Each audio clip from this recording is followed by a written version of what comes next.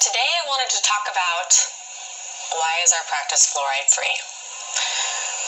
I would be shot in a dental society meeting if I said that we weren't using fluoride. I'd be accused of malpractice. I believe you. So let me go into what it is about fluoride, that why many dentists use it and why we don't.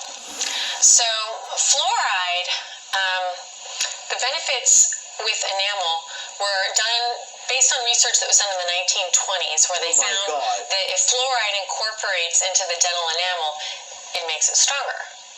That sounds awesome, right? So people think of it as like this super shield that it creates on your teeth, that it's just going to make your teeth so strong, and if you have a lot of cavities, it's only because you don't have enough fluoride, right? That's actually really, really wrong. So in the 1960s, as a public health effort, most states integrated fluoride into their water supply. Well water actually had a lot, too much, and it was causing something called fluorosis, which is a weakening and modeling of the enamel. So people had this really brown, chalky, weak, discolored enamel from having too much well water. Now, in the public water systems, they're putting in 1.2 parts per million. You're like, okay, well, that sounds great, right? And the whole point was to give underserved areas access to fluoride so that the poorer people who are of a higher incidence of decay would be getting less cavities. Well, that sounds amazing.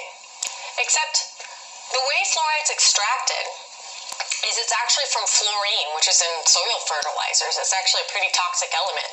That's a whole other subject. But if you are like, well, I don't even drink water. I only drink bottled water. It's not usually extracted from bottled water. And unless it's I'm going to go get Starbucks. Guess what? They use fluoridated water. Unless it's distilled. That's why I buy distilled water. And she's going to say that. She's going to say that after. I'm going to drink juice from concentrate. Guess what? It's made with fluoridated water. I'm going to have this dehydrated item. I'm going to eat my dehydrated oats and make some oatmeal. Guess what? That has fluoride in it. It's pretty crazy, right? So now, every time you brush your teeth, there's fluoride in it. You come to the dentist. I'm going to give you a fluoride treatment. What I'm seeing now is a profound incidence of fluorosis. All my young patients now are getting this weird mottled enamel. And we're in a pretty affluent area here that's very healthy. So it's kind of odd to see something that should be in a poorer community with well water that doesn't have access to care. It's the opposite of what we should see. And to me, it's correlated with an overabundance of fluoride. So how do we avoid it? One, we don't have fluoride in any of our water bottles. We don't use city water here. All of our dental lines are with ozonated distilled water is what we use when you have your cleaning or when we're drilling and the water comes out of the drill.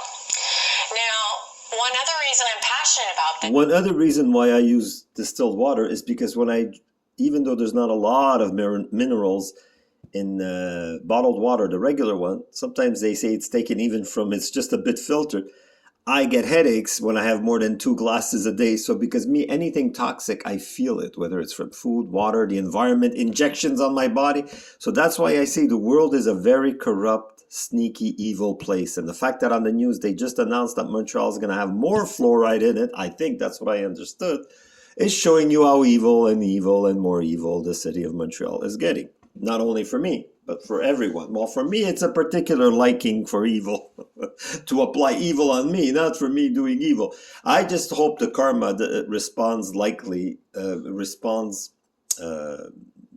the like. Is I have thyroid disease. I have Hashimoto's thyroiditis. And I have some problems. Fluoride, before the advent of the modern technique we use for treating Hashimoto's or other thyroid disorders, is we now use a synthetic thyroid hormone to supplement the thyroid. Well, before that was around, guess what we used? A daily dose of fluoride to suppress the thyroid. So now people are getting all this fluoride, and it's really correlating with the increase in thyroid disease that we're seeing throughout the United States. It's estimated 28 to 60% of the population has some sort of thyroid disorder, even children. I know my brother did. I'd rather just be safe than sorry, and people can choose however they want to get the fluoride. It's around you everywhere. I recommend a fluoride-free toothpaste. We have some natural ones here in the office that I can show you, and definitely no supplemental fluoride treatments. My approach is let's address the source.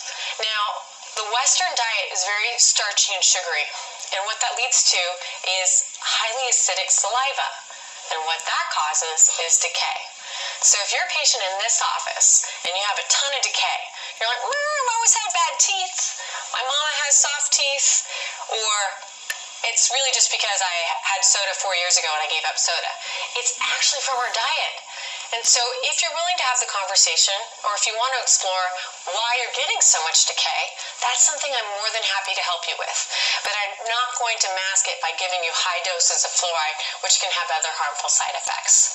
So our technique's a little different here at Moonlight Beach Dental, but I really hope it's something that you want to explore. I wish there was some in Montreal.